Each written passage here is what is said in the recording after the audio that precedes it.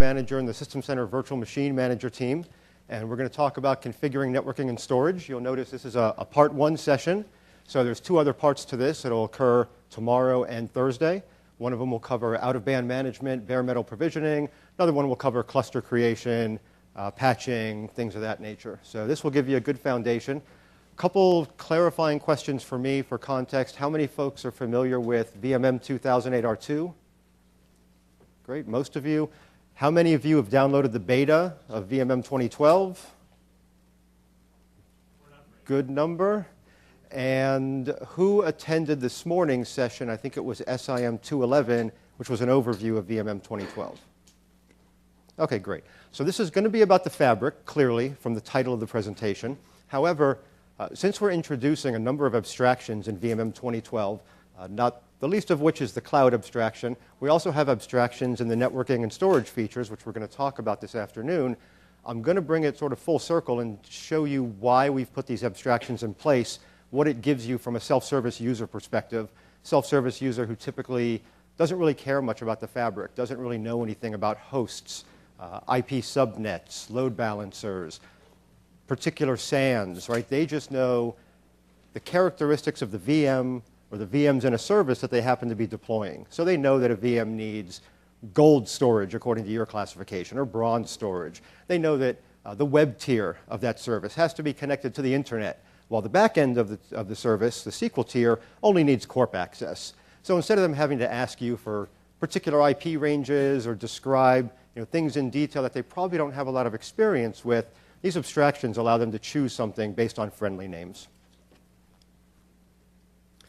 So essentially, when you leave here, for those of you who've already downloaded the beta, I hope that it'll clear a few things up if anything was unclear when you're just walking through the product. And for those of you who haven't downloaded the beta, I hope this is going to jumpstart you. When you do, hopefully, download the beta, you'll have some familiarity, at least with setting up the networking and storage portion of the fabric. And again, as you go to the other sessions throughout the week, that's going to walk you through the complete fabric lifecycle, getting your system ready to actually start building and deploying private clouds, enabling self-service, building and deploying virtual machines and services. So you'll probably see this slide in some other VMM sessions. I'm sure it was in this morning's sessions as well. Essentially what we've done is made a number of key investments across the product. So starting at the far left, deployment, we have the notion of an HA VMM server now. So feedback we had from 2008R2 was, I don't like that my VMM server is a potential single point of failure in my management infrastructure. So the VMM server is fully cluster aware now in VMM 2012. We have this notion of custom properties that you can apply to VMs, custom properties you can apply to hosts. This allows you to do custom placement rules and say, the cost center of my VM should match the host's cost center. And don't go and place that VM on a different host that doesn't have the same cost center value. For fabric management, clearly we've made a number of network and storage management improvements. That's why we're having a session, this session, that's dedicated to talking about those. But we've also introduced support for Citrix Xen Server as the third hypervisor that we manage. So we manage Hyper-V, obviously, VMware ZSX, and Citrix Xen Server. And if you go to tomorrow's sessions on services, VM deployment, service deployment, and modeling, all the features that we light up in services and virtual machines apply to all the hypervisors. So there's no restriction if you happen to deploy a service to an ESX infrastructure. You get all the other benefits of the system.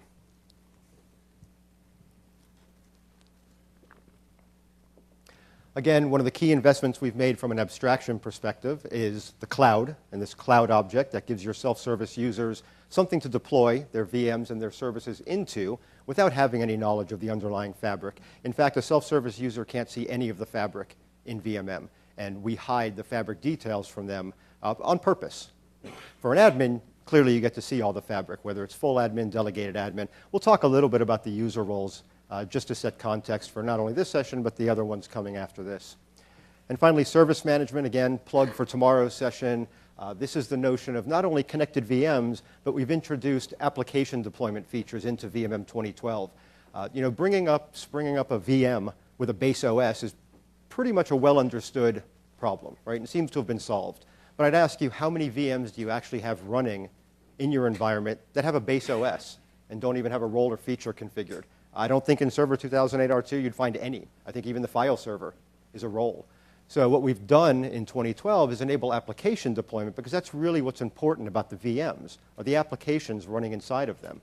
And typically when you're delivering a service to your end users, whether it be an HR website, whether it be a benefits portal, it's typically not run on one machine. So services encompass multiple machines, talking to one another, deployed as a unit, with connectivity between them, and the applications that actually go within each of those tiers. So web deploy for IIS packages, server app V for your virtualized application packages, and SQL DAC for the data tier.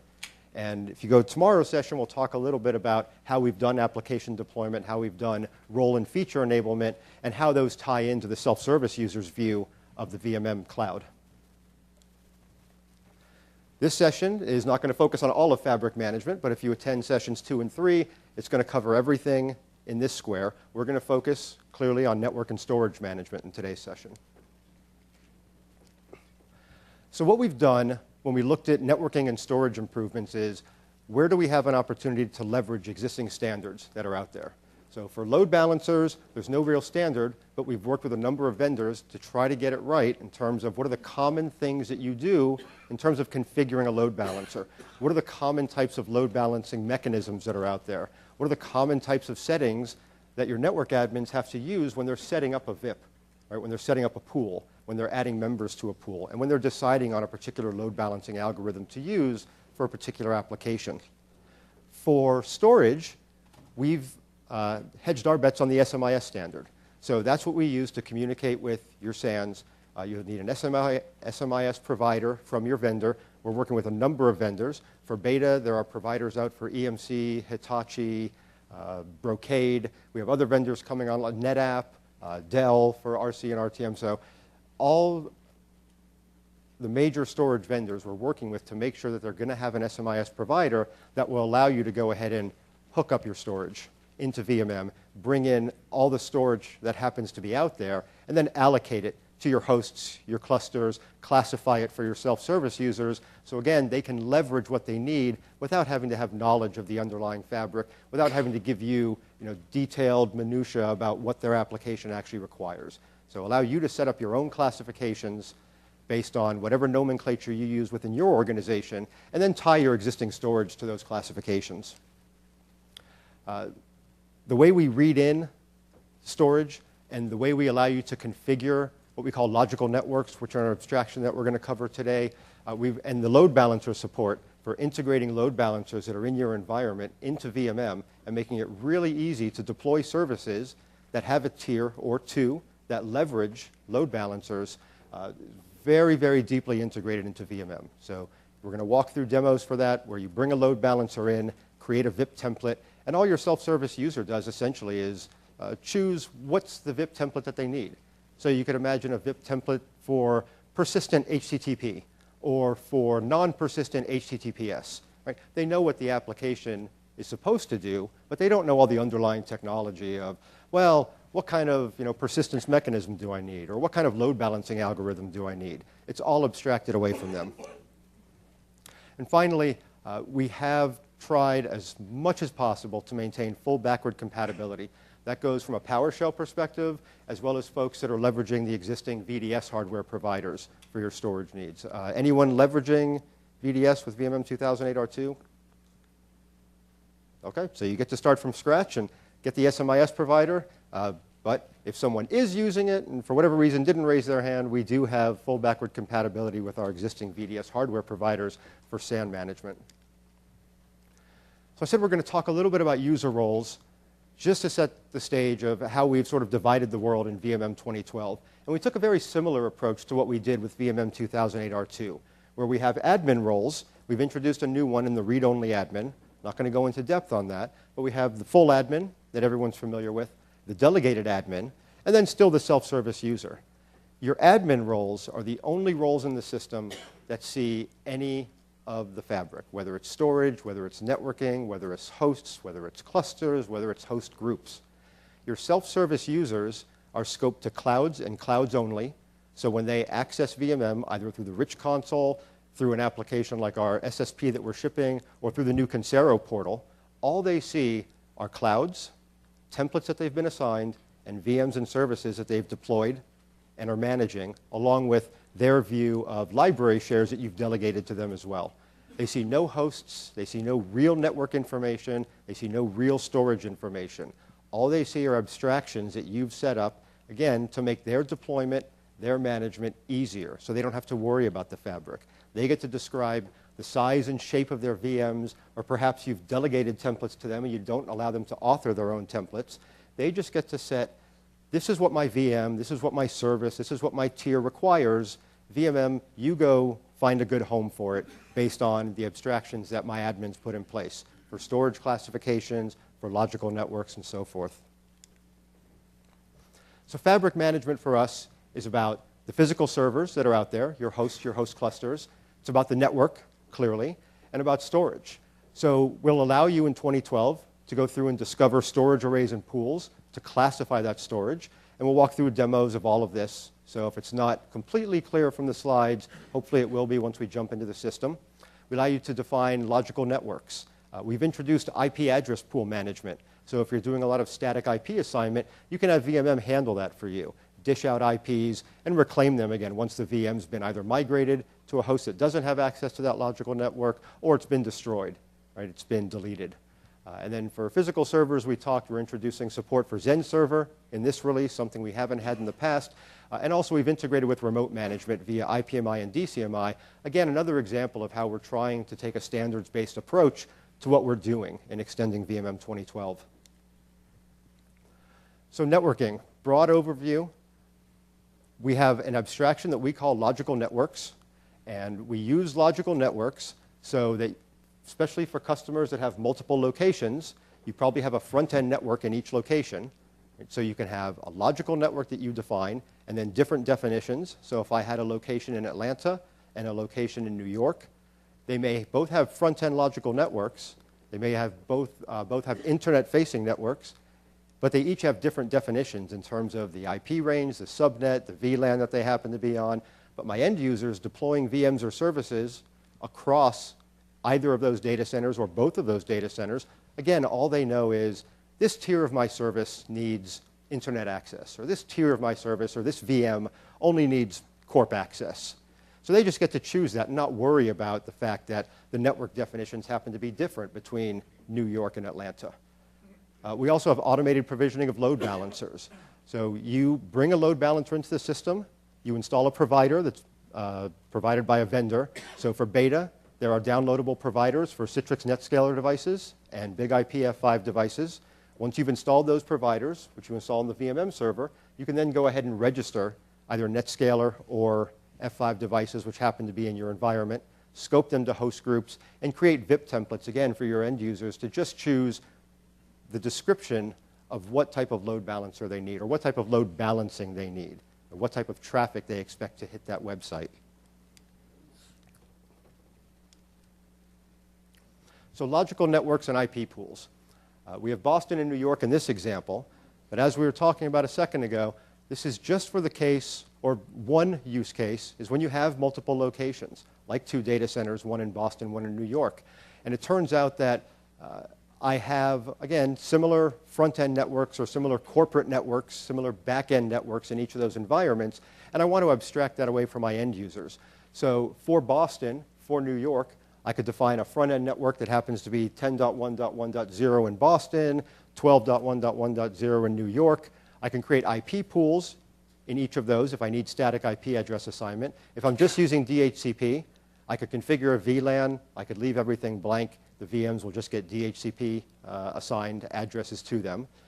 And again, the end users don't have to worry about which environment into which they're deploying. They get to just choose the logical network that they need, and we'll take care of everything on the back end based on the fabric that you've set up. So IP address pool management. Again, a new feature that we've introduced in 2012. Pretty simple process for setting these up. Once you have a logical network and a logical network definition, you can go through and then create IP addresses to enable static IP assignment to your VMs. Step 1 is defining the pool. So you define the pool by setting the IP range. This is based on the subnet that you've targeted for that logical network definition. You go ahead and set any reserve IPs that you don't want used for VMs that happen to leverage that IP pool. You go ahead and set a VIP range, and this is for load balancers to be able to choose VIPs from that IP pool range. You go ahead and when a VM is created, whether it's created as a standalone VM or in the context of a service, if it's chosen static IP address assignment, we're going to go ahead and check out an IP, or if you're deploying a service that has 4 VMs, each of which have 1 NIC, we're going to check out 4 IPs. We're going to assign them to those VMs. We're going to keep track of which VMs have which IP address. And again, in the context of if a VM is deleted, we're going to go ahead and check that IP back in for another VM to be able to use it. Or if a VM is migrated somewhere and happens to receive a new IP address because of logical network scoping on its target of migration, again, we're going to go ahead and reclaim that IP address. Similarly, we have MAC address pools in 2012, like we did in 2008 R2, but instead of having one global MAC address pool, as we did in 2008 R2, we have 2 default MAC address pools. We have one, which is sort of the standard MAC range, and then VMware has a smaller subset of MAC addresses that are available. So we have, out of the box, a VMware-based MAC pool also that you can use. Process is very similar. If you're doing static MAC assignment out of a pool, you set the range. Again, we have the 2 default pools that you could leverage, or you could create your own. You associate the pool to a host group or host groups. And then when a VM is being deployed, and again, either a standalone VM or VMs in the context of a service, we're going to go ahead and check out a MAC address. And when the VM happens to be deleted, migrated, what have you, we're going to go ahead and check that in and reclaim the MAC address again so that you're not bleeding addresses out of your pool and running out. Now, in the MAC case, that's a little less likely, but in the IP address space, of course, far more likely. I should have mentioned also on the other slide, we do support IPv4 and IPv6. The only restriction is you can't have a pool that spans both. But a logical network definition can contain multiple IP pools. So you could have, for your New York logical network definition, for your front-end logical network, 2 IP pools, one that's IPv4 based and one that's IPv6. And your VMs can request either an IPv4 address or an IPv6 address, or one of each, depending on the template configuration. So let's go ahead and jump into the demo system, and we'll bring up logical networks. This is going to be a little tricky because I had to go projector view only, so I'm typing on this machine, but I have to be able to look at this machine.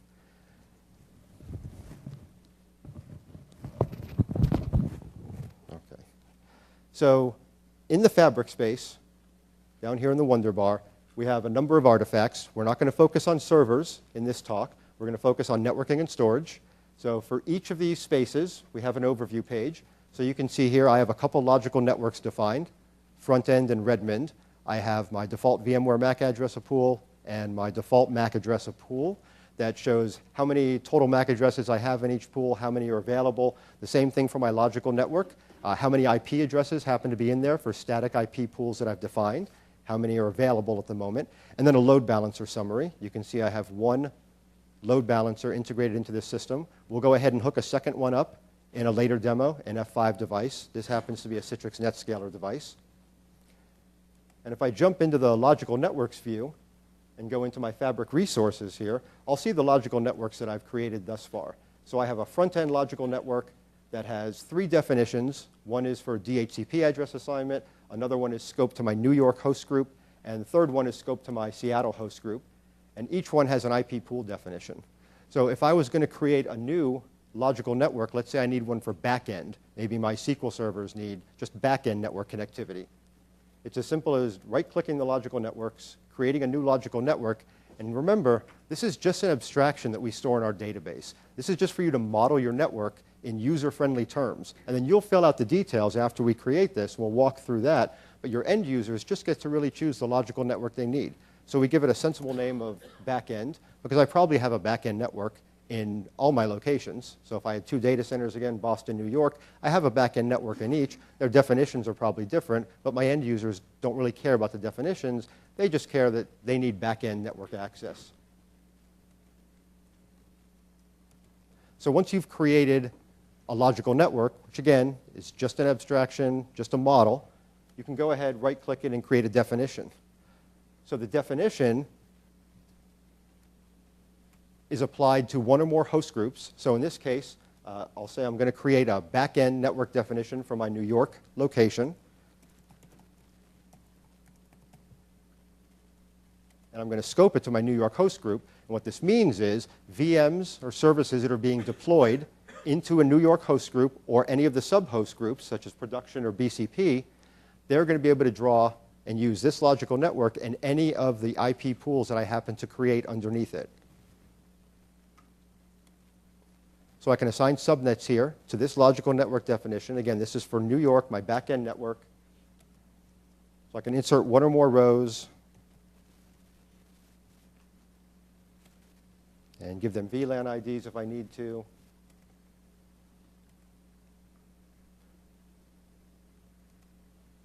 Now I have a back-end New York network definition for the back-end logical network with a subnet. And if I want to now, I can actually create an IP pool to enable static IP address assignment for VMs and services that happen to use this logical network definition within this host group or any of its sub-host groups because of the scope that I applied during the logical network definition creation. So I give my IP pool a friendly name, and this is really from myself. This is really for the admin. This is not for the SSU to see. Again, all they're going to see is the name of the logical network. I can give it a beginning address and an ending address. So maybe I actually start at 5, and we'll calculate the total addresses that happen to be in the pool based on my modifications here. So if I have load balances that are going to be using this logical network in this location, I can set aside addresses that I want for the VIPs for those load balancers.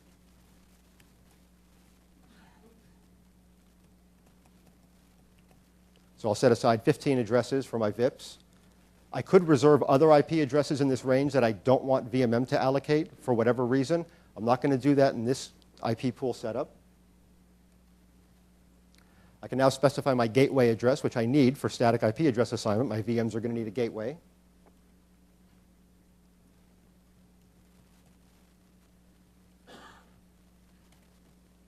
A DNS server along with suffixes.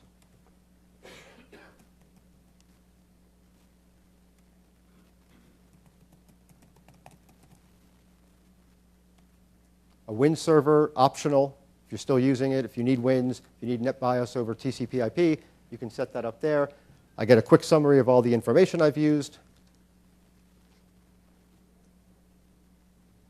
And you can see we have some built-in checks. So this is telling me my VIP address range conflicts with a default gateway or reserved IP address. So I have to make sure that it doesn't contain the default gateway address. So if I simply step back, I can give my gateway a different address that falls out of the range that I set. And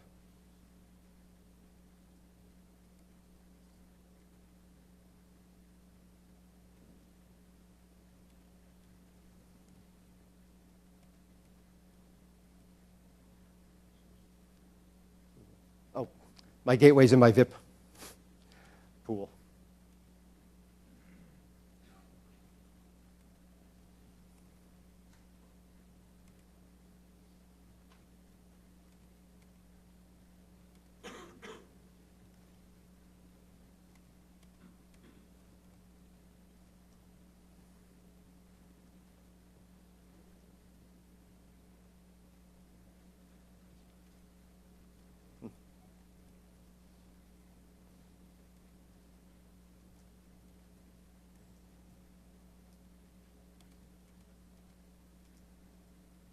Well, clearly I'm missing something, but you get the idea. It's protecting me from myself, and I'm having trouble deciphering the error message here. So now that I have my logical networks configured, if I jump into my library view, I want to show you how the SSU will consume these. So if I had a basic VM template for a web server, either I've configured this and I'm delegating the template to my SSU, or my SSU has authoring rights and they've configured this themselves. In the hardware configuration, for any of the networks that happen to be available, or any of the networks that are available, they can go ahead and choose which network is this NIC going to be connected to. And if I choose the back-end network here, I can now choose if I want a static IP address or not and a static MAC address. And I can choose again that I want an IPv4 and v6 address, just an IPv4, or just an IPv6. And the end user, again, doesn't have to worry about any of the underlying details about the network. Do you have a question? I'm sorry, could you come to the microphone? Oh, wait, was the question, can I use these to deploy Hyper-V hosts from bare metal? Yes. So you can use the IP pools during your bare metal deployment of a Hyper-V host to draw from, so that Hyper-V host will get an appropriate IP address or addresses during bare metal provisioning time. So everyone got the question? Great.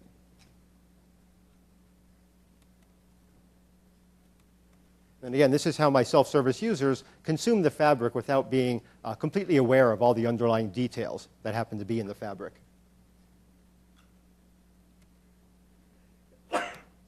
Also in the networking space, just to point it out, again, the two default MAC address pools that we spoke about. So the default one, same as we shipped with 2008 R2, and then the more constrained one that's particular to VMware. So if you're using VMware in your environment and using VMM to deploy into that VMware environment, you can leverage that MAC address pool that we've put in out of the box to make sure that your deployments are going to be successful.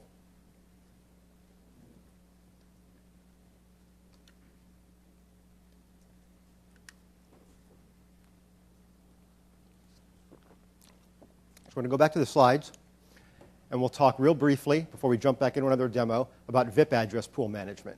And this follows the same pattern as IP address pool management in VMM. When a VIP's given to a load balancer, we check it out of the IP pool from that VIP range. When that VIP happens to be destroyed, perhaps the service that was leveraging that VIP has been stopped and deleted, perhaps all the components of that service have been migrated elsewhere, we're going to go ahead and return that VIP back to the pool so that it can be leveraged again. So again, on this screen, what you're going to see, it's identical pretty much to going ahead and leveraging the IP pool concepts.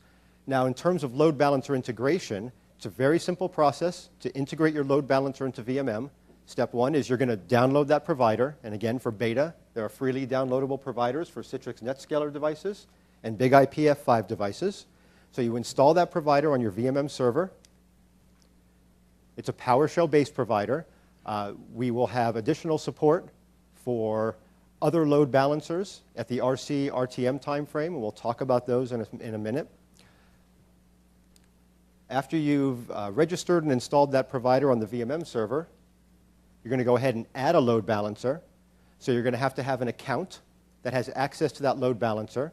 You store that in VMM as a run-as account. So those of you that are familiar with Ops Manager, we've taken a very similar approach to storing credentials in our system securely. We have run-as accounts for storage providers, for load balancers, for application deployment. So it's a very similar model. So you would create a run-as account that has credentials for the particular load balancer that you're registering. You're going to go ahead and specify the connection properties. We have a battery of tests that will run against that load balancer to make sure that it's ready for management, that it passes the tests, and also that we can connect to it in the first place. And then we'll bring that load balancer under management, and then you can use it with VIP templates to allow automatic creation of, again, VIPs, pools, addition of members. Now, in a former life before coming to Microsoft, I used to do a lot of application deployment in a large enterprise, and I remember getting a web tier deployed in terms of load balancer integration wasn't the most straightforward process. We had to fill out what we called an IP flow diagram, which was a really large Visio document where we were specifying, here's all the members that have to be behind the load balancer, here's what we think are the persistence mechanisms, and whenever we added or removed a server into that farm, we had to essentially go back, update that document, send it across to the networking team, and wait for that machine to be added into the load balancer. And then during application deployment, application updates, we had to make sure that we were taking the machines out of the load balancer before updating them. We had to make sure that they were ready to go back online before we put them back in the pool. When you're doing load balancer integration and leveraging VMM to configure the load balancer, it's not just about creating the VIPs. It's not just about adding the machines into the right pool as members. During application deployment, we're also smart enough to be able to pull machines out based on characteristics that the service template author will tell us, do the upgrade on a particular machine, and then add it back in, right? Re-enable it in the pool again. So again, it's not just about the initial configuration of that VIP, the initial setup of the VMs, that happen to go behind that VIP. It's also about the ongoing management and maintenance and being able to update those applications with no downtime to the end users. Finally, you'll define a VIP template, and we're going to walk through creating one of these. That defines the protocol, the load balancing mechanism, whether persistence is on, and then any health monitors that happen to apply to that particular VIP. So how does VIP creation and load balancer management work? We'll say I have a New York location, and I've installed a Citrix NetScaler and a Big IP F5. I've hooked them both up to VMM for management. So I've downloaded those providers, installed them on the VMM server, and registered each of these 2 load balancers. I've created a VIP template. These are stored in the library like all of our other templates. Or I'm sorry, these are stored under the networking space, but they're similar to other templates we have in the system.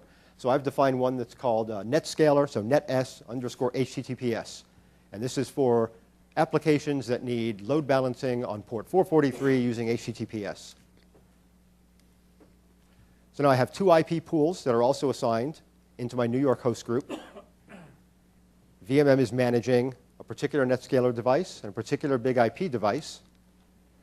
Placement, when it runs and places a service, it's leveraging a load balancer, is going to go ahead and assign IP addresses to any static IP address required VMs in that service. It's going to take the ones that are behind the load balancer. It's going to pick a VIP from the VIP range that was set up for one of those IP pools. The user chooses the VIP template in the service template, and I'll pull a service template up near the end of the session to kind of tie all these abstractions together so you can see where they're used. And then VMM is going to go ahead and use that provider and use the registered NetScaler device that happens to be in scope of this host group. And it's going to go ahead and configure it, create the VIP, bring up those machines, add them to the proper pool, and enable those machines for load balancing. And again, during application deployment time, I can specify how many machines I want updated at one point in time. So if I had maybe 4 devices in that tier, I may say, I want 2 upgrade domains. And what that means is we take the number of machines, divide it by the number of upgrade domains that have been specified. So in this case, I have 4 machines. I specified 2 upgrade domains, which means we'll pull 2 of those machines out of the load balancer, do the application update, put them back in, and then repeat the process on the other 2. If I wanted a rolling upgrade where it was only 1 machine being updated at one point in time, I'd specify 4 upgrade domains in that scenario. And we'd take 4 instances, divide it by 4 upgrade domains, and do 1 machine at a time, pulling it out, updating, putting it back in. So I mentioned Citrix and F5 support in beta. For RC, RTM timeframe, we're also going to have support for Brocade devices. The other load balancer technology that we're going to support at RTM is software load balancing, Microsoft NLB. So a lot of folks use NLB, especially in their pre-production environments. So we will have full support for NLB at RTM time. It'll have a different type of template because NLB doesn't support a lot of the options that your hardware load balancers and application delivery controllers support. It has some other restrictions based on the operating system of the VM. So it has to be Server 2008 R2. It has to have Mac spoofing enabled. But we'll take care of all those pre-checks. So if someone winds up adding an NLB load balancer to their service template, we'll go through and check all the machines that happen to be in the tier being load balanced and make sure that they meet the requirements for NLB. And we won't allow them to try to deploy if their machines don't. So if they had a Windows Server 2003 device in there, if they didn't have Mac spoofing enabled on that particular VM template, we'll go ahead and block them so that they don't deploy just to find out that their load balancing isn't working. So we'll jump back into the demo system, and we'll look at the load balancer space here. And you can see I have 1 load balancer that's been registered. It's a Citrix NetScaler device, and I'm going to try to register an F5 device. So I just right-click my load balancer node, click Add Load Balancer. Again, I need credentials with which to connect to that load balancer, not only to read in the initial information, but also to perform the ongoing operations against that load balancer. So I've configured a run as account already for my F5 device. You see I had a different one for my Citrix NetScaler device. And I'm asked to choose where does this load balancer apply. Can it apply across all my host groups, or is it located in a particular data center where I only want this load balancer, this particular instance of load balancer being used if folks go ahead and deploy into Seattle, per se. So I'll check the Seattle host group along with its sub-host groups. Then, based on the providers that I've already installed in the system, I'm asked to specify the manufacturer and the model. So in this case, it's an F5 device. And it's a big IP LTM. And this all comes from the provider. So when there are provider updates, the provider will update. When you update the provider, we'll automatically be reading in this information to see if there's new models that are supported by a particular manufacturer. Or if you installed the Brocade provider 2 days later, Brocade would show up here in the manufacturer drop-down along with the models that they support in that version of the provider. So I'm then asked for either a DNS address or an IP address for this particular load balancer.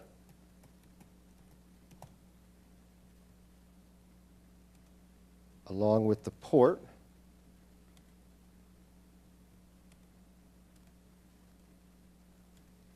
Then I choose which provider, again, I'm going to use to validate that the connection is properly set up and that the load balancer is online.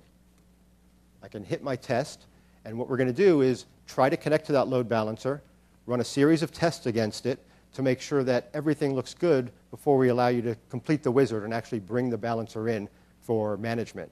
So you can see all the tests succeeded in this case. So we were able to retrieve the system info about the load balancer. We were able to open and close a connection. Again, just a series of basic tests to make sure that we're not registering a load balancer that either A, is not online, or B, is somehow failing these tests. Maybe it's a model that's not supported by this version of the provider. So we run these tests. Everything passed in this case. So I can go ahead and click Next, get a little summary of information. And then this load balancer will come under management as a potential load balancer that my end users could use. But they can't use it by talking to the load balancer directly or selecting a particular load balancer that they want. They have to select a VIP template. So the next thing we'll do is look at the VIP templates that I've already configured in the system. So I've configured 2 that are specific to NetScaler devices, one for persistent HTTPS and one for straight HTTP with no persistence, and a similar one for big IP device. And you noticed the VIP template was already here before I registered the device. So you can go ahead and create VIP templates prior to actually bringing any load balancers in. You're not constrained by the actual load balancers that you've already been managing. So I created one already for persistent HTTP, and now what I want is one for persistent HTTPS that uses features specific to an F5 device. So I'm able to just right-click my VIP templates, say create a new one. And this one I'll just call F5 persistent HTTPS. I'm going to say that the VIP port here is 443.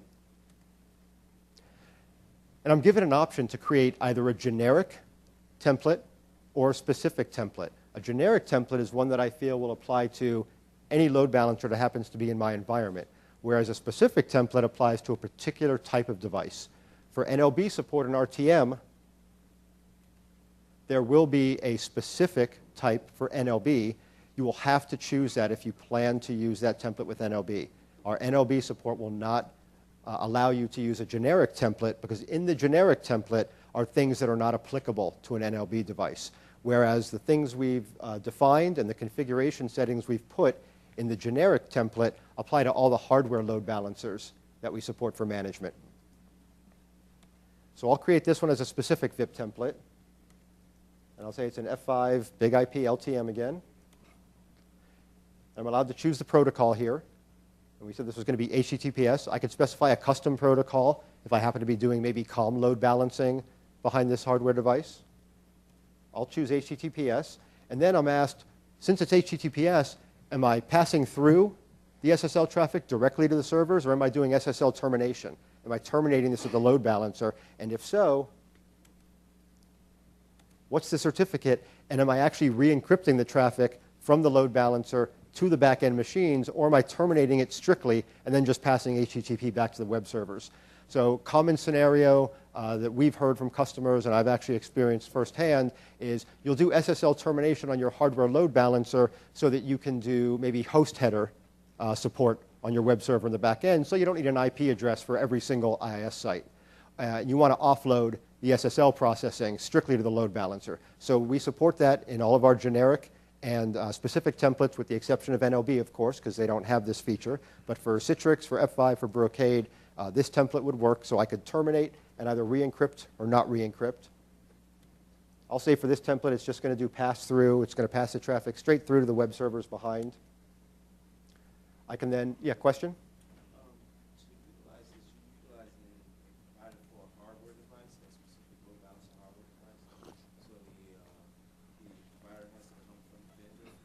Yeah, so the question was, we're using providers for a specific hardware device. Does the provider have to come from the vendor? And the answer is yes. So the load balancer vendors are responsible for developing a provider, or it is just a PowerShell-based interface. So a customer could write their own provider if there was a device that wasn't supported, that they felt comfortable with writing their own provider. But the providers, we're not shipping any providers by default. Today, you can go to Citrix's site or F5's Dev Central site and freely download the providers that I'm using in this system. This is the VMM beta system, and these are the providers that are freely available right now for download. So if you download, or if you've already downloaded the VMM beta and you want to experiment with load balancer integration, those providers are out, providing that you have a Citrix NetScaler or a big IP F5 device. Sure. So then I can decide whether or not I want to enable persistence for this. And in this case, I'm going to. So I can choose the persistence type. I'll just say that it's destination IP. And then I'm allowed to choose the load balancing mechanism. So the methods that are available are least connections, fastest response time, round robin, or a custom algorithm that I may have. So I'm just going to choose least connections. And then I can add any health monitors. So if I wanted to do a default get, or if I wanted to do a get on a default HTM behind this VIP, I can add those health monitors here. I'm not going to add any to this template. I get a quick summary, finish, and now my VIP template will be created, and it's available for my end users to use. What I'll do is open up a service template real quick so you can see how these get used.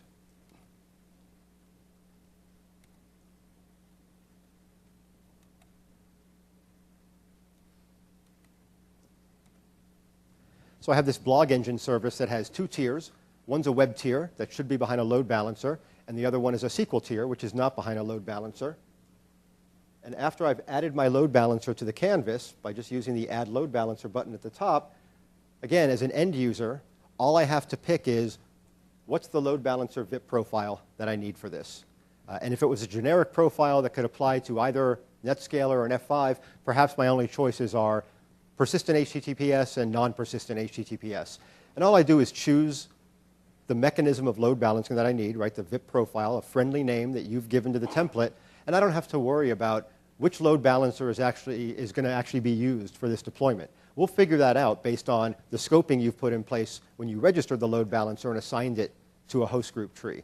So we'll figure out which load balancer meets the requirements of this template, meets the requirements of the deployment in terms of where the VM or where the service is being deployed, and we'll go ahead and do the right thing, choose the right load balancer, and perform all the configuration on the end user's behalf.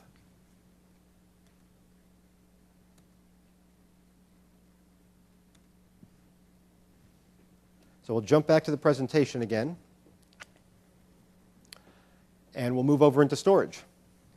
So what we've introduced in 2012 is this end-to-end storage device mapping, allocation and assignment of storage. And what I mean by that is, similar to the load balancer approach, we've taken a provider-based approach, but we're leveraging the SMIS standard here.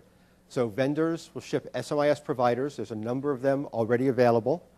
And you will install that provider, typically not on the VMM server, typically on a server in front of the SAN, server controller in front of the SAN. You'll then use VMM to connect to that provider, and we'll go ahead, same thing, you'll have a run as account that has permissions to the particular storage device. You'll register that provider, we'll read in the available storage, and then give you the opportunity to classify that storage. You can either do it at the time that you're initially reading in the storage, or you can do it after the fact, and you can always change the classifications. The other thing we do is we enable this drill down from a particular VHD on a particular VM all the way back to the provider. So through the virtual disk, through the LUN, through the array, through the pool. So why would we do this? Troubleshooting always comes to mind. Someone complains about slow performance on a VM, and you want to quickly be able to figure out where is that VM being housed within my storage infrastructure.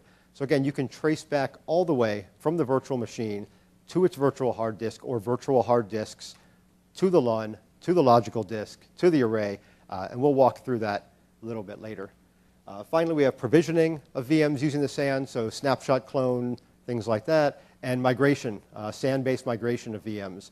So we'll detect if your VHDs that are backing VMs are SAN copy capable, and if so, we can obviously take advantage of that and speed up migration activities or speed up deployment activities.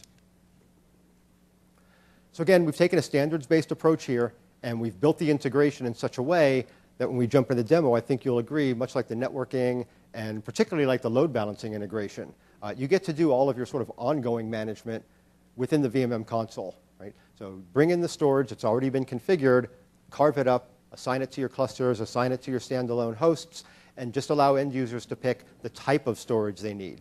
And you define those classifications, whether it's HA, non-HA, whether it's gold, silver, bronze, whatever classifications you use internally. Those are the classifications you'll set up. Those are the classifications your end users will choose for their particular VMs.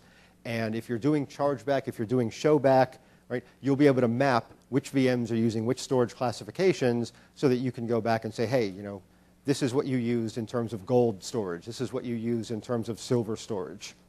We also have good Ops Manager integration in 2012 where we're going to push over information about the storage we're managing and about IP address pools into Ops Manager. So you can trend the usage of your various storage pools, the usage of your IP pools. Maybe you have a particular IP pool that's always sort of running on the bleeding edge, right, and always down to 1, 2, 3 available addresses. So you could discover that in Ops Manager by running some simple reports and say, oh, maybe I should, you know, increase the range of this IP pool, or, you know, maybe I should take some other type of action. So in R2, I'm not going to delve into this a lot because it sounded like, or it looked like, there was no one using the VDS hardware providers. Again, if anyone happened to be using them, they're still supported in 2012, but the new approach we're really going forward with is the SMIS providers. So the VDS hardware provider on the VMM server itself is what we use for discovery of LUNs, for masking and unmasking, and setting authentication on iSCSI CHAP. And then we had a virtual disk service, the VDS service, running on hosts that would look at the host and figure out what are my iSCSI initiators, what are my HBAs, am I using NPIV, and then forward that information back to VMM because of the host agent that we had sitting on the hosts. What we've introduced in 2012 again is the storage service that's running on the VMM server. It gets installed by default when you install your VMM server. The VDS hardware provider is still there, but the storage service is what we use when you register an SMIS provider for the discovery of the array, pool, the LUNs. It's what we use to mask and unmask. It's what we use to do our cloning operations, either for a new VM being provisioned or for a VM migration action. So the storage service really is our investment in the future. And again, built on standards, SMIS, this is what we're using going forward for our storage management. The VDS hardware provider still serves the exact same function it did in R2, but when you register your SMIS providers, we're using the storage service. And just a quick overview of what we do and how the storage service works is, it's a WMI provider sitting on the VMM server. It uses SymXML, and some folks will ask, well, why did you use SymXML? Why didn't you use a different protocol? When we looked at the SMIS support that was out there, and we looked at what vendors were already doing with SMIS providers, it was pretty clear that almost universally they were leveraging SymXML. So again, we hopped on another standard and said, we'll embrace that as well. We're not going to ask people to go and rewrite their providers that they've already written for SMIS. So what we do, again, when you register an SMIS provider, we're going to go ahead and read in the array, the pool, the LUN information, and then allow you to do allocation and assignment of those storage artifacts to your hosts and your host clusters. And then we'll be able to generate metrics around those storage pools. Again, push it over into Ops Manager to allow you to do trending over time using the Ops Manager data warehouse. So for discovery, we have two basic storage discovery mechanisms, one from the VMM server and one from the hosts, which again is similar to the way 2008 R2 worked with the virtual disk service and having our host agent on those hosts. So from a VMM server perspective, when you register an SMIS provider, we use our storage management service. We contact the storage provider that you've registered. We go ahead and enumerate all the arrays and the pools. And then for the pools, we go ahead and find out which ones are allocated, which ones are unallocated. And for the allocated ones, what are all the LUNs that happen to be present in that allocated pool? For host storage discovery, we leverage our host agent that is on all the hosts that are being managed by VMM that host agent will go through, look at fiber channel HBAs, iSCSI initiators, the local disk manager, and it will go ahead and retrieve and forward over into VMM all the ports, all the IQNs, all the disks, the volumes, the V ports that happen to be present, forward that over into VMM so that we can also do reporting, pushing of data into Ops Manager, and so we have all the storage information for each particular host in your environment.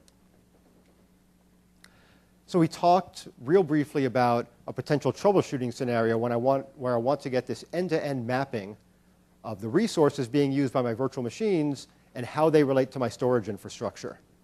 So if I have a typical service that has n number of VMs, and we'll focus on one VM in the service, my VM1 is a virtual machine that has one disk, one VHD file. So my service instance has a virtual machine that has a virtual disk. Since we understand the storage and it's been brought into our environment and we've done the deployments of these VMs, we're able to transition from that virtual disk, which is a virtual layer in the guest, to the physical host, so which volume is hosting that VHD, to the logical disk that volume happens to be present on, to the LUN. So now we've transitioned from the virtual machine to the physical host, and now we're jumping from the physical host into the storage array. So now I get to the array that happens to house that logical disk. From there, I can jump to the storage pool, the storage array, and finally the provider. So I can trace my way back, and again, troubleshooting is probably a likely scenario here. I can trace my way back all the way to the provider from the virtual machine. And these are all exposed through PowerShell. So I know all of you are familiar with 2008 R2, means you're probably familiar with the fact that anything you can do in the admin UI, you can do in PowerShell. That's all we're doing with our admin UI is calling our PowerShell layer. In VMM 2008 R2, we had about 160 or so commandlets. We've made a really, really large investment in 2012, and we're upwards of 440, 450 commandlets now, a lot of them around the new features in networking and storage. So you could even do format tables by doing some PowerShell commands and get a bunch of information about your storage infrastructure and how it's being used by your virtualization artifacts. So finally, in terms of allocation, once I've brought storage disks and storage pools under management and assigned them out to host groups, I can allocate that storage. I can allocate it dedicated to particular hosts. I can allocate it shared as CSVs to host clusters. And I can assign it to, again, either a cluster or an individual host, and then make that storage available to that host or to that cluster. So we'll jump into storage for a quick demo of registering a provider. So again, in the Fabric space, in the Fabric Wonderbar, if I go to storage, there's always an overview page available for these spaces. And here you can see I have a storage summary of used storage available in total. I've created 3 classifications. So I've called them gold, bronze, and silver. You can see bronze has no storage available to it. So I've created the classification very similar to the way I created a logical network earlier. If you recall, I created a logical network for New York, or for backend, and all it asked me for was what's the name and an optional description of what that logical network is. No real information about the fabric at that point, right? I filled that in later through logical network definitions and IP address pools. So very similarly, I can create a classification, give it a name, and then I tie the storage and assign the storage to it later. But my self-service users only care about what's the storage classification that I've made available to them. So if I click on my Fabric resources, now I'll see my classifications and my pools. You can see I've registered one provider, which is an HP EVA, and I've assigned pools from that EVA to my gold and my silver storage. I can drill into those pools and see all the LUNs that happen to be available. I can also see if they've been assigned or not, so have I done any assignment in my environment. Same thing with this storage pool. I get all the information. And if I go to the array itself and look at the properties, I can see all the storage pools, and I can see there's actually more storage pools available that I haven't assigned yet. So I'm not going to assign those right now. I'm going to go through and try to register a new provider, and we'll use that new provider. Maybe it's a lower-end SAN. In this case, it's going to be an HDS device, and I want to make sure that I have storage available in my bronze classification, because my end users, for their web tier, don't really need gold or silver storage. They need bronze storage because their web servers don't need high I/O. They don't necessarily even need great high availability because they're going to be load balanced behind one of the load balancers we've registered. So very similar to the load balancer integration, if I go to my providers, I can either right-click here or I can go to the top ribbon and click Add Storage Devices. In this case,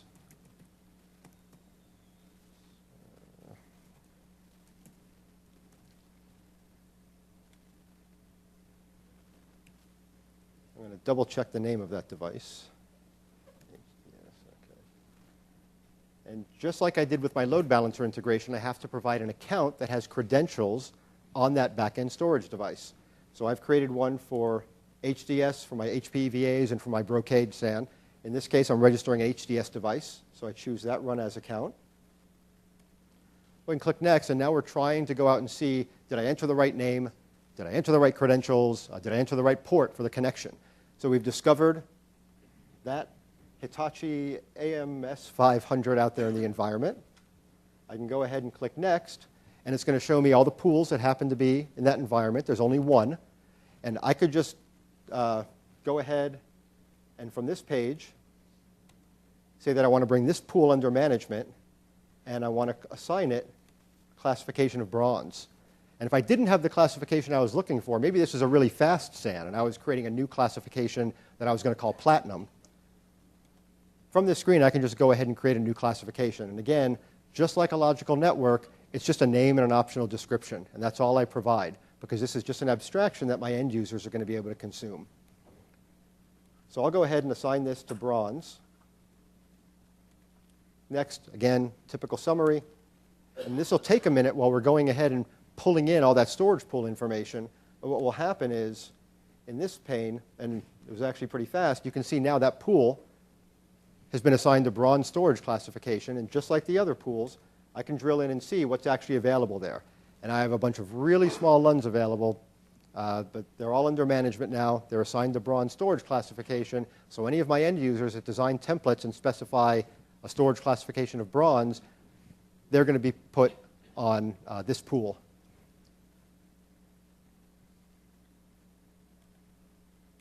The other thing I can do from the storage pane is allocate capacity out to my hosts and to my host clusters. So we have an allocate capacity option. And I can choose a particular host group. So in this case, I'll choose my Seattle production host group. And I can either allocate storage pools to that host group or LUNs that happen to be under management. So if I go and say I want to do storage pools, I have a checkbox to only show me information from pools that are specifically associated and available to those hosts. I can choose one or more pools to assign out to that host group. So I'll just take the silver classification there.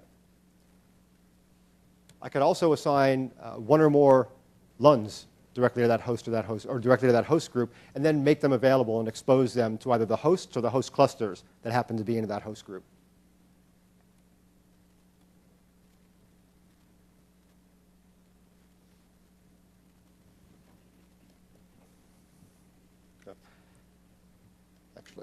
I'm definitely going to leave time for questions, but one thing I want to do is I do want to show you real quickly how this all ties together for the end user.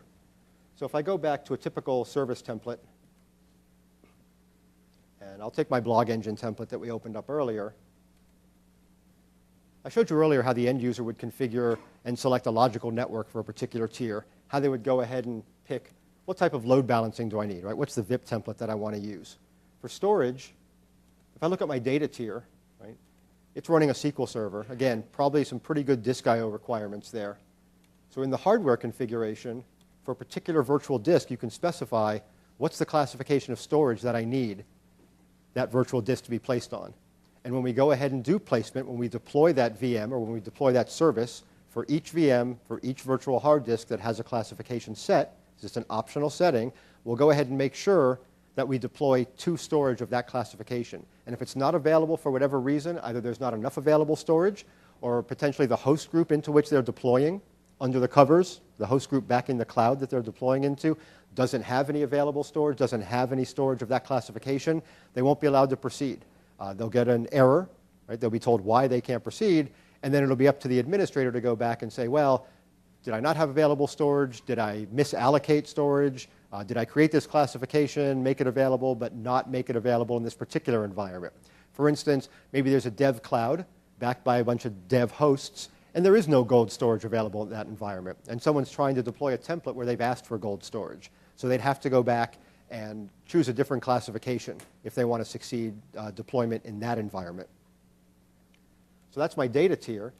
As I mentioned earlier, my web tier probably doesn't have the same exact storage requirements as my data tier. Again, maybe it can be slower, maybe it doesn't have to be as highly available. So on the data tier, if I go into the hardware configuration, I can go ahead and select the virtual disk there, and I could say, you know, for this web tier, excuse me, I'm still on the data tier. So for this web tier, if I go into the properties and into the hardware config, I can say, this only needs bronze classification, right, storage. It needs lesser storage. Again, not as fast, not as highly available. So when we go ahead and deploy this tier, we're going to make sure that it's deployed onto bronze storage. Pools that you've classified, LUNs that you've classified, arrays that you've classified as providing bronze storage out to your end users. So I'm going to switch back and go through just a few more slides. So we have a question? Can you create LUNs from the interface, or LUNs needs to be recreated? Yep, so good question. The question was, can we create LUNs from the interface? Do they have to be created? When we say storage management, we mean bringing your existing storage under management. So a lot of those activities like this one are done out of VMM. Very similar to the networking management.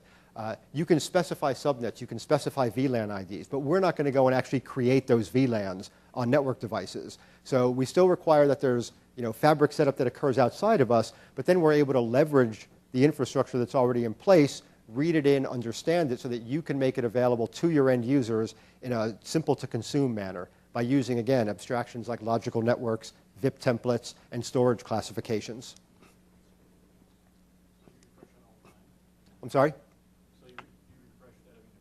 Yes, we have periodic refreshers that will go out and see, hey, is everything still looking good? Is there anything new out there for us to, and we won't automatically bring something in and assign it to classification, but you noticed in that one array that I went to the properties of, there were several pools there that didn't have a classification. So either I didn't configure those immediately, or they were brought in under management later, and I hadn't gotten around to configuring them for a classification and bringing them under full management within VMM.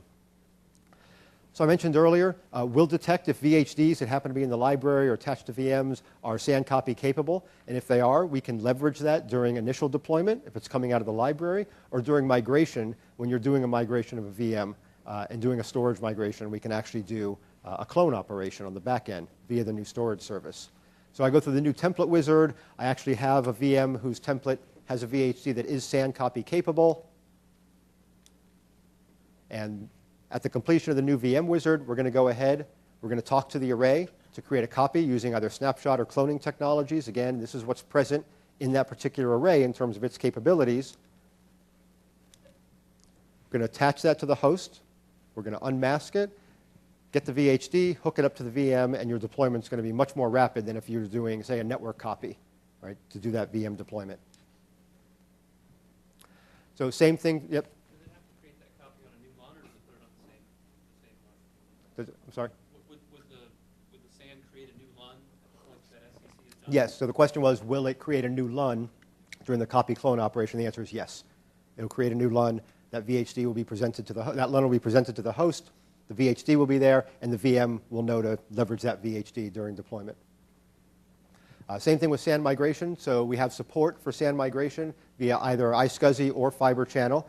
Again, very similar to the new VM deployment. This is going to allow much quicker migrations. We'll take care of the masking and unmasking of the initiator log on and log off. And then for the fiber channel migrations, we'll take care of, again, the masking and unmasking, but also the NPIV virtual port deletion and creation. So again, I want to thank you for attending this session. I hope you found it useful. I hope the demos were good. I hope that it helps jumpstart you in your use of VMM Beta if you've already downloaded it. If you've not downloaded it, when you do, I hope that this gives you some good context. Definitely have time for questions. I did want to mention some sessions that are coming up. So Fabric Lifecycle Part 2, which is all about bare metal provisioning, out-of-band management. Part 3 is about cluster creation and patching. So we've introduced patching as a feature in this release. Tomorrow is also the modeling and maintaining virtualized services. So if you found the service template that we opened, Blog Engine, interesting, app deployment, come to that session tomorrow. We're going to drill into that in a lot of depth, show deployment of services and show updating services between different versions. So I received a new application package. Concero, which is our web portal that's going to be coming out shortly after we release, which not only bridges multiple VMM servers and is a Silverlight-based web portal for your self-service users, also allows them to register and manage Azure subscriptions. So you can imagine the case with multiple VMM servers. Maybe I have one that runs my pre-production environments, one that runs my production environments, but I have a class of end users who actually manage VMs and services across both of those environments. By using Concero and registering each of those VMM servers, they get a unified view of all the services and VMs they're managing, as well as the ability to copy templates between those two VMM systems, and additionally manage any Azure services that they may have. And finally, Server App V, which is one of the new application deployment technologies that we're embracing, and really we are the ship vehicle for that technology in VMM 2012. There's a session on that tomorrow morning, and that's all about virtualizing applications with Server App V. And if you think about the initial wave of virtualization, it was all about abstracting the operating system from the underlying hardware. So if you had hardware refresh cycles, you no longer had to do these painful migrations or painful reinstalls. You migrated the VM to a different host, sent back your physical host, got a new one, migrated your VM again. Server App V is all about the next step in terms of abstracting your application from your operating system, enabling you to update the operating system while sliding the application essentially between virtual machines. So when you have to apply hotfixes, when you have to apply a service pack, your applications don't suffer downtime. You don't have to worry as much about testing your applications because they are abstracted from the underlying OS. So we're moving up the virtualization stack and now getting the ability to, again, separate our applications from the OS, allowing us to maintain state, slide in under other OSs underneath, and take advantage of what we call image-based patching. And I'll be showing some of that at the modeling and maintaining virtualized services session tomorrow also. So again, thank you very much. Really appreciate you taking the time, and I hope you have a great rest of Tech Ed. I'm happy to take questions. When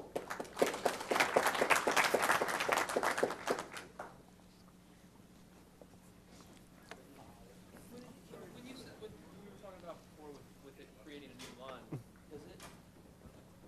does it create the LUN? Can you specify the size of the LUN to create, or will it just create it just large enough to how PHP that you're requesting? So if you're cloning, the question was, when we create a new LUN, what's the size of that LUN? So if you're cloning a LUN, essentially what it is the size of that LUN that's going to be closed. Yes. Okay. The size of the source. Okay. Is there a relationship between the classifications, meaning, say I want it at this level or something higher? So if you specify bronze. No. But there's In this release, you're allowed to choose a classification. So you could go back and choose no classification, which means we'll go out and deploy it wherever we can. But you can't say, I want gold or silver, and I want them in this order. So first see if I have some silver available, and if not, fall back and allow them to go ahead and deploy to gold. Do you have to go back and change the template Yes. to do that? So you can Correct. do that on the fly? Well, actually, in the deployment wizard, at the final settings page, we will allow you to respecify classification there for that when deployment. you're actually deploying an Yes. instance of that, you could change that. Correct. So when you configure NLB with integration of F5, do you change the local configuration of F5? Yeah, so what we do is, let's say I'm deploying a new service. The question was, do we change the configuration on the F5? And the answer is yes. So when I deploy a service, if I have a tier that's behind a load balancer and I've chosen an F5 VIP template, we're going to create the VIP on the F5. We're going to create the pool. We're going to add the appropriate members, and we're going to set the properties of the VIP and the pool based on the settings inside the VIP template. So we're going to set it for persistence and what the persistence mechanism is. So the run as account that I use to register that load balancer has to have read-write access into the F5 because we're going to use that account going forward to do the configuration. Similarly, when we're updating applications, we're going to remove members from the load balancer while we're doing the update and then re-add them in again. Does it push the configuration automatically on all F5? So if you have a pair where you have so that's something that's under consideration. It will not do that in the beta. We're not sure if we're going to be able to fit that in for RTM, but we are aware of the issue. So just to make sure I understand the issue, it's if you have a pair of F5s, you have a primary and a secondary. You want us, when we go out and configure it, make sure that you're configuring it across both nodes, because if all of a sudden I have to fail over, none of my configurations are there. Something we're aware of, something we're looking into, not in beta, but potentially at RTM. Is it possible to make cluster shared volumes? Is it possible to? Make cluster shared volumes? Yes, so the question was, is it possible to make cluster shared volumes? So yes, when you... On one base, but also Yeah, so when you go ahead and register your storage, you can then, when you allocate that storage, you can allocate it to a cluster and say, I want this. Essentially, you mark it as shared, and we create a CSV. Great. Some tools, like the VMLogix tool, let you do network isolation. So it automatically creates an isolated network that you can get to for like development. Right. Does this support that as well? Right. Or do you So have to the create- question, I think, is around network fencing. So when I'm deploying an instance of a service, I want to be able to specify this is a fenced, isolated environment. I need an access point into the environment, but I don't want this service, essentially, or this VM communicating, outside. I want it fenced. So we don't have that. You could leverage, I guess, private networks within Hyper-V, but we don't have that built into the VMM product today to say, I want this on an isolated network. You, VMM, go ahead and take care of that work behind the scenes. Something we're aware of, something that we are looking into, probably not for this release, but definitely something that we're interested in. But it would probably be possible to build like a PowerShell with deployment of a service, have that PowerShell create a new network. A new private network on the... all of those interfaces are exposed through PowerShell, so it's possible. Sure, but I would imagine you would have to just use private networks in Hyper-V to essentially create these fenced environments. Sure. Do you have a recommendation or a requirement about your network if you're planning to implement load balancers? So the question is, do we have any recommendations or requirements around the environment, the networking environment, if you're planning to do load balancer integration? So requirements of what sort? How So do your network need to be built up? there's nothing that I can think of that would prevent you from doing load balancer integration. Your load balancers that you want managed clearly have to be accessible from the VMM server. So that's a networking requirement. They have to be of a supported type, right? That's just a provider requirement, not necessarily a networking requirement. But I can't think of anything you could do in terms of your network architecture that would prevent us from doing load balancer management. Basic understanding of load balancing was that the gateway address needs to be the load balancer, but you're typing totally different IP address. So clearly, the web servers, or whatever servers are going to be behind a load balancer, need connectivity on the load balancer on the port that the load balancer is going to be communicating with the server. So if I've done an SSL VIP template and said I'm doing pass-through authentication, clearly any member of that pool needs to be able to access the load balancer and vice versa on port 443, or else the load balancer traffic's never going to get there. That would not be something we would validate, but we would validate that when you design your web tier and when you choose your load balancer, you tell us which networks they should be on. So what's the external facing network for the load balancer, right? Is it internet facing, let's say? And what's the logical network that I'm assigning to the NIC of my VM that's connected to the load balancer? So the way you design your IP pools, so you'll need to create the IP pools for the static IP address assignment and make sure that your VIP addresses and the logical networks that your VIP is using for the back end, so the DIP, can actually communicate with the web server on the required port. Do you need to manually create all those connections on your load balancer? For You example, just I need... have, 50 different VLANs with one set of load balancers. Mhm. Do I need to create those 50 VLAN access on the load balancer itself? Or Yeah, so would you be using the VLANs to actually dictate the web server traffic to the load balancer, or would you have a different network that's sort of common to web servers, and that's where the traffic goes? Different customers, so different VLANs. Right, so this is for, say, back-end sort of normal access to the VM, right? But the VM's access to the load balancer, would that be more along the lines of on a private network so that only the load balancer talks to the VM, no one can even get on that network? That's a typical configuration we've seen. So in that case, your NIC that's not connected to the load balancer, yeah, that has VLANs, that has all the isolation, but the actual network that you're using for the web server to communicate to the load balancer and vice versa is just a private network. In a lot of cases, we've seen it actually be like a 192 network that's not available anywhere, but the routing is set up in such a way that it makes the network configuration very easy, and you would just choose this, maybe it's called load balancer logical network or something, or LB connectivity network. And your end users know just to choose that LB connectivity network, but there's still no, there's no concern about isolation because it's a completely private network that no one can even get to. Do you guys think in the future you're going to use a Cisco provider? For like I don't remember what they used to have local directors, but for their load balancing technology. Yeah. So we're talking with them. I don't know if they're going to have a provider out for RTM or what the time frame is, but definitely another one of the vendors that we're interested in. Also, when you're configuring a load balancing technology and you're adding a provider, sometimes you have to put in a certificate. You have to install SSL certificate. Right. I didn't see that as a... So are you talking for SSL termination? Yeah. So if I jump back to the system real quick.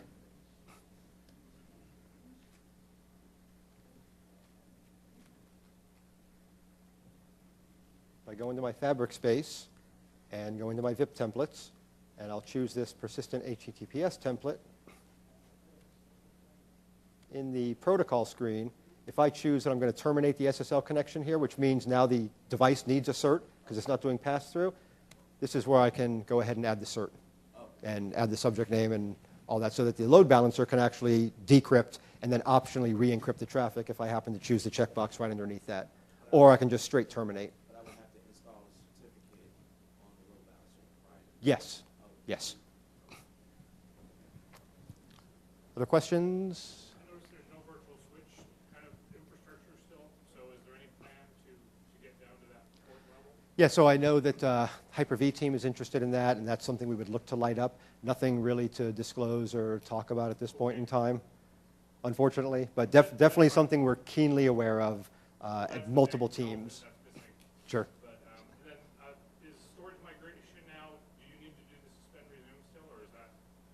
Yeah, it's still quick storage migration in Hyper-V 2008 R2 and even R2 SP1. It's still just quick storage migration, not live storage migration. Again, something we're keenly aware of, something we definitely want to do something about, but nothing to disclose at this time.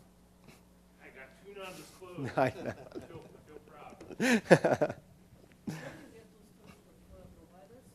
So the storage providers will come from the vendors, and the ones for EMC and HP and HDS for certain models should be downloadable from their website now. If you give me a card if you want, I can look up to see where they are, and I can shoot you an email. I think the demo you did was with an HP Evo 4400? Yes. Okay, so that's the one we use. Yes. It's downloadable from their site? It should be, yes. Okay. You are able to manage the already allocated space in the storage. I mean, you are not able to create LANs.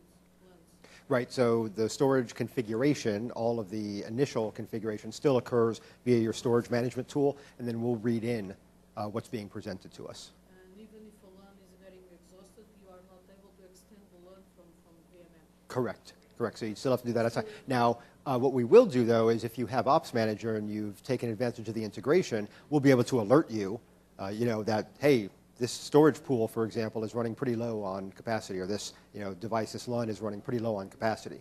So we do push that information over, and we do publish the perf metrics into Ops Manager. So you could, by default, actually, you would get an alert at a certain threshold, default threshold that's overridable by you, and you could be alerted that way through us. But you'd still have to go out of band to then remediate the problem. Sure. Great. Thanks again.